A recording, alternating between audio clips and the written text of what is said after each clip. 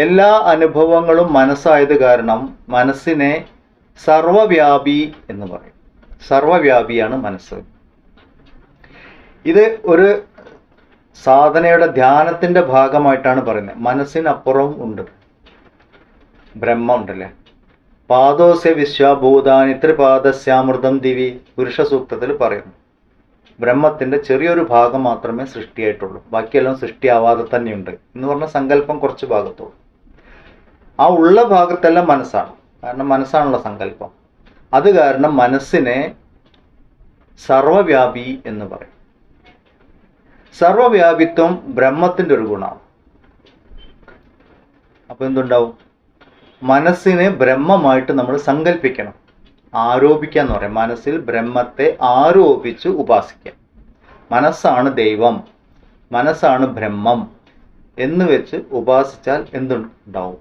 അപ്പൊ ഈശ്വര സാക്ഷാത്കാരം ഉണ്ടാകുമോ? ഇതാണ് ചോദ്യം.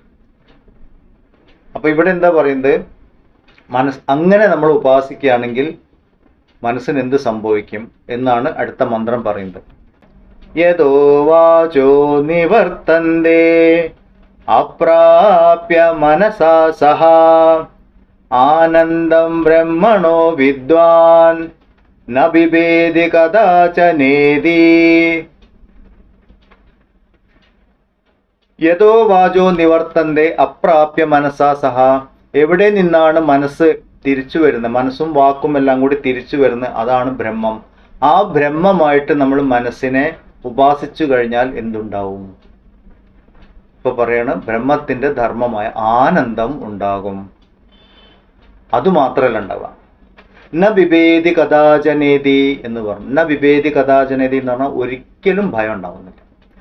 ഭയത്തിൽ നിന്ന് മുക്തമാകും. മനസ്സിനെ ഈശ്വരനായിട്ട് സങ്കല്പിച്ചു കഴിഞ്ഞാൽ ഭയത്തിൽ നിന്ന് മുക്തനാവും, ആനന്ദം ഉണ്ടാവുന്നതാണ്. ഭയത്തിൽ നിന്ന് മുക്തി എന്ന് പറഞ്ഞാൽ ആനന്ദമാണ്. ഭയമുള്ള അവസ്ഥയിലാണ് ആനന്ദം ഇല്ലാണ്ടാവുന്നത്. ഇത് അതിൻ്റെ ഒരു ഭാഗമായിട്ട് പറയും. നമ്മൾ ആലോചിക്കാനുള്ള ഈ ആനന്ദം സ്ഥിരമായിട്ടുള്ള ആനന്ദമല്ല, അതിന് മുന്നോട്ട് നമ്മൾ പഠിക്കും. ഇപ്പോൾ കിട്ടുന്ന ഭാഗം ആണ് പറയുന്നത്. കാരണം എന്തായിരിക്കും? ഭയത്തിന്റെ മുക്തിക്ക് വേണ്ടിയിട്ടാണ് നമ്മൾ എല്ലാം ചെയ്യുന്നത്. അഭയം സത്വ സംശുദ്ധി ഭഗവത്ഗീതയിൽ വീണ്ടും പറഞ്ഞു. ദൈവിക ഗുണങ്ങളിൽ ആദ്യമായിട്ടുള്ളത് അഭയമാണ്. അപ്പം അഭയപ്രാപ്തി, ഭയമില്ലാത്ത അവസ്ഥ, അതിനെ എന്താ പറയുക, നമുക്ക് പ്രാപിക്കാൻ സാധിക്കും. ഭയമില്ലാത്ത അവസ്ഥയിൽ എത്തിച്ചേരാൻ സാധിക്കും. ഭയമില്ലാത്ത അവസ്ഥയിൽ എന്താ ഉണ്ടാവുക? ആനന്ദം ഉണ്ടാകും. എന്തുകൊണ്ടാണ് ഇങ്ങനെ നമുക്ക് എത്തിച്ചേരാൻ സാധിക്കുന്നത്? ഇപ്പൊ ഈ കാണുന്നതെല്ലാം മനസ്സാണ് എന്ന് പറഞ്ഞു, സർവവ്യാപിയാണ് മനസ്സ് എന്ന് പറഞ്ഞു.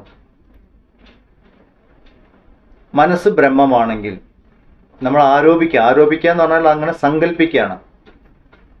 മനസ്സ് ബ്രഹ്മമാണ് സങ്കല്പിക്കുമ്പോൾ ഈ കാണുന്നതെല്ലാം ബ്രഹ്മമായി. ഞാനും ബ്രഹ്മമാണ്, എന്നിൽ നിന്ന് അന്യമായി മറ്റൊന്നുമില്ല. ഈ അവസ്ഥയിലേക്ക് എത്തുന്നത് ഇത് നമുക്ക് ബോധിക്കുകയാണ്. എന്നിൽ നിന്ന് അന്യമായിട്ട് ഒന്നുമില്ല. ദുഃഖദായകമെന്ന് ഞാൻ കരുതുന്നത് പോലും ഞാനാണ്. എനിക്ക് എന്നെ പേടിക്കേണ്ട ആവശ്യമില്ലല്ലോ. നമുക്ക് ആർക്കെങ്കിലും അവനവനോട് പേടി തോന്നാറുണ്ടോ? ഇല്ല. നമുക്ക് നമ്മിൽ നിന്ന് അന്യമായിട്ട് എന്തെങ്കിലും ഉണ്ടെങ്കിലേ പേടി തോന്നുള്ളൂ. ഒരു അസുഖം വന്നാൽ പേടി തോന്നുന്നത് എന്താ? നമ്മളിൽ നിന്ന് അന്യമായിട്ട് എന്തോ വന്നോ. അപ്പൊ ഈ കാണുന്നതെല്ലാം ഞാനായ സ്ഥിതിക്ക് എനിക്ക് പേടിക്കേണ്ട ആവശ്യമേ ഇല്ല, ഭയമില്ല. തന്നിൽ നിന്ന് അന്യമായിട്ട് എന്തെങ്കിലും ഉണ്ടെങ്കിലേ ഭയം ഉണ്ടാവുന്നുള്ളൂ. ഇവിടെ അങ്ങനെ ഭയക്കാൻ ഒന്നുമില്ല. അത് കാരണം ഇവിടെ പറയുന്നു, മനസ്സിനെ ബ്രഹ്മമായിട്ട് നമ്മൾ ഉപാസിക്കുകയാണെങ്കിൽ ഭയം എന്ന അവസ്ഥയിൽ നിന്നും പുറത്തു വരാൻ സാധിക്കും. നമ്മളുടെ ജീവിതത്തിൻ്റെ എല്ലാ പരാജയവും നോക്കിക്കഴിഞ്ഞാൽ ഈ ഭയം ഒരു വലിയ കാര്യമാണ്. നമ്മൾ എന്തെല്ലാം ഉത്തരവാദിത്തങ്ങളിൽ നിന്ന് മാറി നിൽക്കുന്നു, ഏതെങ്കിലും വിധത്തിലുള്ള ഒരു അൺകംഫർട്ടബിൾ ഫീലിംഗ് പറയില്ല നമുക്ക്. നമ്മളുടെ ഒരു കംഫർട്ടബിൾ സോണിന് പുറത്തു പോകാൻ നമുക്ക് പേടിയാണ്. അപ്പോൾ നമ്മൾ എന്ത് ചെയ്യും? അത് ചെയ്യാതിരിക്കും. അത് നമുക്ക് പരാജയത്തിന് കാരണമാണ്. പലപ്പോഴും നമ്മൾ ആ സർക്കിളിൽ നിന്ന് പുറത്ത് പോയേ പറ്റും. നമ്മളിപ്പം കൗൺസിലിങ്ങിനോ ഇല്ലെങ്കിൽ ഒരു പേഴ്സണാലിറ്റി ഡെവലപ്മെൻറ്റ് ക്ലാസ് ഒക്കെ പോകുമ്പോൾ, ഒരു മോട്ടിവേഷൻ ക്ലാസ്സിലൊക്കെ പോകുമ്പോൾ എന്താ പറയുന്നത്? ഇപ്പോൾ ഉള്ള പൊസിഷൻ, നിങ്ങളുടെ പരിധികൾ എന്താ മനസ്സിലാക്കി ആ പരിധികൾക്ക് പുറത്തു പോകാൻ ശ്രമിക്കും. അപ്പോഴേ നമുക്ക് അച്ചീവ്മെൻറ്റ്സ് വരുന്നുള്ളൂ. അതെങ്ങനെ സാധിക്കും? ഞാൻ എന്തിനെയാണോ ഭയക്കുന്നത് അത് എൻ്റെ ഭാഗം തന്നെയാണ് എന്നറിയുമ്പോഴേ നമുക്ക് ആ ഭയം ഇല്ലാണ്ടാവുള്ളൂ. ഇത് നമുക്ക് പ്രാക്ടിക്കലായിട്ട് നമ്മുടെ നിത്യജീവിതത്തിൽ ഇത് സാധിക്കുന്ന കാര്യമാണ്. പുസ്തകം പഠിച്ചു, ഞാൻ കുറേ ഉപനിഷത്ത് പഠിച്ചു, എനിക്കിനി പേടിയില്ല എന്നൊന്നും പറഞ്ഞ് നടക്കാൻ പറ്റില്ല. എത്രത്തോളം കാലം ഇത് മനസ്സിൽ ഉറച്ചിരിക്കുന്നില്ലേ അത്രത്തോളം കാലം നമുക്ക് പ്രശ്നം തന്നെയാണ്. അപ്പൊ അറിവിനെ പകർത്തണം. എപ്പോഴും ഇത് ഓർമ്മിച്ചു, യഥോ വാചോ നിവർത്തന്റെ അപ്രാപ്യ മനസ്സാ. എവിടെ നിന്നാണ് മനസ്സും വാക്കും തിരിച്ചു വരുന്നത്? എന്തുകൊണ്ട് അങ്ങനെ പറയാൻ കാരണം, ചിന്തകളെ കൊണ്ട് മനസ്സിന്റെ പ്രകടനം എന്ന് നമ്മൾ ചിന്തകളാണ്. ചിന്തകൾ പ്രകടമാക്കുന്ന വാക്കുകളിലൂടെയാണ്. അപ്പൊ ഈ ചിന്തകൾക്കും വാക്കുകൾക്കും അപ്പുറമുള്ള തലമാണ് ബ്രഹ്മം. വിസ്തരിക്കാൻ പറ്റില്ല. ബ്രഹ്മം ഉച്ഛിഷ്ടമാവാത്ത പദമാണെന്ന് പറയാം. ബ്രഹ്മം എന്താണ് എന്ന് ഒരാൾക്കും വാക്കുകൊണ്ട് പറയാൻ പറ്റില്ല. ലക്ഷണങ്ങൾ പറയും, എന്നിട്ട് പറയും ആ ലക്ഷണങ്ങളിലൂടെ പോയിട്ട് അനുഭൂതി തലത്തിലെത്താൻ പറയും. അപ്പം അത്രയും സൂക്ഷ്മമായ തലങ്ങളെക്കുറിച്ച് വാക്കുകൊണ്ടോ ചിന്തകളെ കൊണ്ടോ എത്തിച്ചേരാൻ പറ്റാത്ത തലത്തിലേക്ക് ആയത് കാരണവുമാണ് വാക്കുകളും ചിന്തകളും തിരിച്ചു വരുന്നു എന്ന് പറഞ്ഞത്. പരിമിതിയുണ്ട് വാക്കിനും ചിന്തകൾക്കെല്ലാം. എന്ന് പറഞ്ഞാൽ ഇതൊക്കെ മനസ്സിന്റെ ഭാഗമായത് കാരണം മനസ്സിന് പോലും പരിമിതിയുണ്ട്. മനസ്സിനും അപ്പുറത്താണ് ബ്രഹ്മം എന്ന് പറഞ്ഞാൽ മനസ്സിനേക്കാൾ കുറച്ചും കൂടി സൂക്ഷ്മതലത്തിൽ. സൂക്ഷ്മം എന്ന് പറഞ്ഞ വ്യാപനം ആയത് കാരണം മനസ്സിനേക്കാൾ വ്യാപിക്കുന്ന തരത്തിൽ അത് ബ്രഹ്മം. അങ്ങനെ പറയുമ്പോൾ ബ്രഹ്മത്തിൻ്റെ ഉള്ളിലാണ് മനസ്സ്. ഇങ്ങനെ നമ്മൾ പടിപടിയായിട്ട് കയറി പോകാം. ബ്രഹ്മത്തിനകത്താണ് മനസ്സ്. മനസ്സാണ് അനുഭവങ്ങളെല്ലാം. അപ്പൊ ബ്രഹ്മത്തിനകത്ത് ബ്രഹ്മമല്ലാതെ ഒന്നും ഉണ്ടാവില്ല. അപ്പൊ ബ്രഹ്മത്തിനെ തന്നെയാണ് മനസ്സായിട്ട് പറയുന്നത്. തൈത്തിരീയോപനിഷത്ത് എല്ലാം ഉൾക്കൊള്ളുന്നതാണെന്ന് മുമ്പ് പറഞ്ഞു. അപ്പൊ ബ്രഹ്മത്തിനകത്ത് തന്നെയാണ് മനസ്സ്.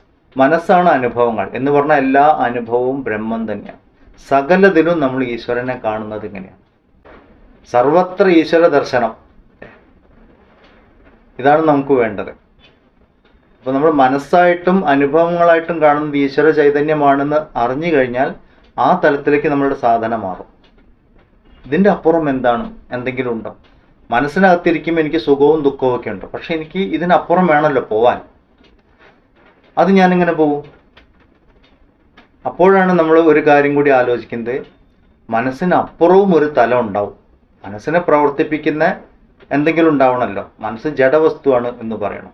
ബ്രഹ്മം ഉണ്ടെങ്കിൽ മനസ്സ് പ്രവർത്തിക്കുന്നുള്ളൂ. പക്ഷേ മനസ്സിൽ നിന്ന് എനിക്ക് ബ്രഹ്മത്തിലേക്ക് എത്താനും സാധിക്കുന്നില്ല. അതിൻ്റെ ഇടയ്ക്ക് എന്തോ ഒരു പ്രശ്നമുണ്ടല്ലോ. അതെന്തായിരിക്കും? ഇതാണ് അടുത്ത ചോദ്യം വരിക. അപ്പൊ നമ്മൾ അന്നമയ കോശം, പ്രാണമയ കോശം, മനോമയ കോശം, അത് കഴിഞ്ഞ് നാലാമത്തെ തലത്തിലേക്ക് വിജ്ഞാനമയ കോശം എന്ന തലത്തിലേക്ക് അപ്പോഴാണ് നമ്മളുടെ അന്വേഷണം എത്തുന്നത്. ആത്മാന്വേഷണം വിജ്ഞാനമയ തലം എന്ന തലത്തിലേക്ക് എത്തുന്നത്. മനോമയ കോശത്തിനെ കുറിച്ച് ഒന്ന് രണ്ട് ചോദ്യം വന്ന് അത് നോക്കാം. എന്നിട്ട് നമുക്ക് വിജ്ഞാനമയ കോശത്തിലേക്ക് പോവാം. ഓർമ്മയും മറവിയും മനസ്സിന്റെ ചലനത്തിന്റെ ഭാഗമാണ്, സ്വാഭാവികമായിട്ടുള്ളതാണ്. ഓർമ്മകൾക്കും മറവിക്കും സാക്ഷിയാണ് ഞാൻ എന്ന ബോധത്തിലാണ് എപ്പോഴും ഉറച്ചിരിക്കേണ്ടത്. കഴിഞ്ഞ ക്ലാസ്സിലൊരു ചോദ്യം വന്നിരുന്നു, അപ്പോൾ അത് എപ്പോഴും ഓർമ്മിച്ചിരിക്കും. മറന്നുപോയി എന്നുള്ളത് ഒരു തെറ്റല്ല, അത് മനസ്സിന്റെ സ്വഭാവമാണ്, സഹജം എന്നാ പറയും. അതങ്ങനെ തന്നെയുള്ള. ഓക്കെ, ഇതിനൊരു ഉദാഹരണം പറഞ്ഞിരിക്കുന്നത് സ്മൃതിയും വിസ്മൃതിക്കും സാക്ഷിയാവുക എന്നുള്ളതാണ്. എന്നിട്ട് പറഞ്ഞു, ചില സമയത്ത് നമ്മൾ സ്വപ്നം കാണുമ്പോൾ, സ്വപ്നം മനസ്സിന്റെ സൃഷ്ടിയാണ്. സ്വപ്നം കണ്ടുകൊണ്ടിരിക്കുമ്പോൾ തന്നെ ഞാൻ സ്വപ്നം കാണുകയാണെന്ന് ചില സമയത്ത് നമുക്കൊരു ഓർമ്മ വരും. വളരെ അപൂർവമായിട്ട് അങ്ങനെ കാണാം. ആ സമയത്ത് ഈ സ്വപ്നം നമ്മൾ ആസ്വദിക്കുകയുള്ളൂ. നമ്മളതിനെ ഇപ്പോൾ പേടിക്കുന്ന സ്വപ്നമാണെങ്കിൽ പോലും നമുക്ക് അന്നേരം പേടി തോന്നില്ല. സ്വപ്നമാണല്ലോ എന്ന് പറഞ്ഞു. സ്വപ്നത്തിന് സാക്ഷിയാവുക. ജാഗ്രത അവസ്ഥയിൽ ഉണർന്നിരിക്കുമ്പോഴും അങ്ങനെ നമുക്ക് ചിന്തിക്കാൻ സാധിക്കുകയാണെങ്കിൽ, മനസ്സിന്റെ സൃഷ്ടിയാണ് ഇതെല്ലാം, അതിന് ഞാൻ സാക്ഷിയായിട്ടിരിക്കുന്നു. അങ്ങനെയാണെങ്കിൽ ഈ ജാഗ്രത അവസ്ഥയിലെ അനുഭവങ്ങൾ നമ്മളെ ബാധിക്കില്ല, നമ്മളെ ബാധിക്കാതെ കടന്നു പോകും. കാരണം ഒരു ചോദ്യം വന്നു, നമ്മളിതൊക്കെ പഠിച്ചിട്ട് എന്താ കാര്യം? കാര്യം എന്താണ്? ദുഃഖ നിവൃത്തിയാണ്.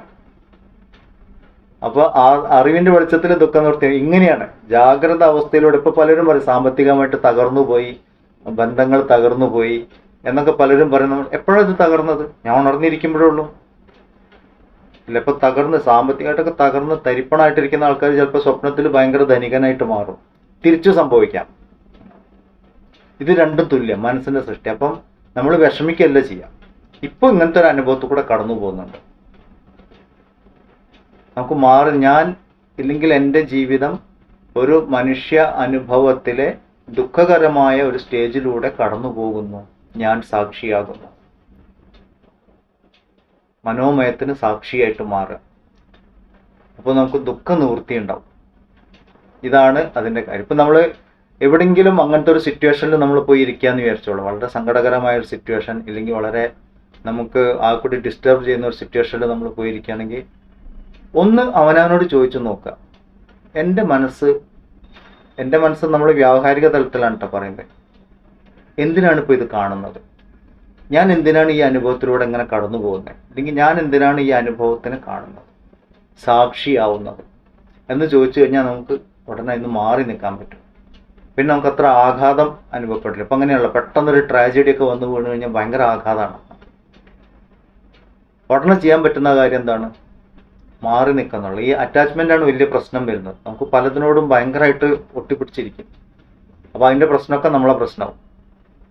ഭഗവാൻ എന്താ പറഞ്ഞിരിക്കുന്നത്? അസംഗശസ്ത്രേണ ദൃഢേന ചിത്ത പറഞ്ഞു. അസംഗമാകുന്ന അനുഭവങ്ങളെ കൊണ്ട്, ആയുധം കൊണ്ട് വേണം സംസാര അനുഭവത്തിനെ മാറ്റാൻ. അസംഗം എങ്ങനെയുണ്ടാവും? അറിവാണ് അസംഗം കൊണ്ടുവരുന്നത്. അതുമായിട്ട് ഒട്ടിച്ചേരാതിരിക്കുക. അറിവിന്റെ തലത്തിൽ മാത്രമേ.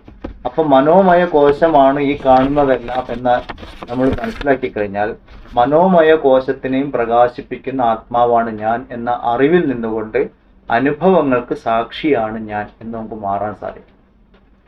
ഇതാണ് ഉപനിഷത്ത് പഠനത്തിന്റെ വലിയൊരു അനുഗ്രഹം എന്ന് പറയുന്നത്.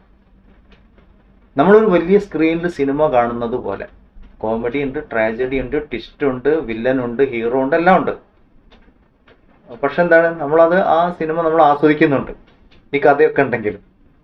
എന്ന് പറഞ്ഞ പോലെ ജീവിതം അങ്ങനെ പലരുടെ ജീവിതം ട്രാജഡി കൂടിയും കോമഡി കൂടിയൊക്കെ കടന്നു പോകുമ്പോൾ നമ്മൾ ഓർമ്മിക്കാം, ഞാൻ എഴുതിയ ഒരു സ്ക്രിപ്റ്റ് ഒരു സിനിമയായിട്ട് ഞാൻ സീനിൽ കണ്ടുകൊണ്ടിരിക്കുന്നു, പക്ഷെ ഞാൻ എഴുതിയതാണെന്ന് മറന്നുപോയി. അത്രേ ഇപ്പോൾ പ്രശ്നം ഉണ്ടായുള്ളൂ. നമുക്ക് ആ സ്ക്രിപ്റ്റ് മാറ്റി എഴുതാൻ സാധിക്കും. അപ്പം അതിനനുസരിച്ച് മുന്നിൽ നമ്മൾ കാണുന്നു വരുന്ന സീൻ മാറി മാറി വരും. ബോധമണ്ഡലത്തിൽ ഘനീഭവിക്കുന്നതാണ് ചിന്തകൾ. അതൊന്ന് നന്നായിട്ട് ഓർമ്മിച്ച് വെച്ചോളൂ. ഈ ചിന്തകൾ, ഈ അനുഭവങ്ങൾ ബോധമണ്ഡലത്തിൽ ഘനീഭവിക്കുന്ന ചിന്തകളാണ് അനുഭവങ്ങൾ. അങ്ങനെയാണ് അതിൻ്റെ വ്യാഖ്യാനം തന്നെ പറഞ്ഞിരിക്കുന്നത്.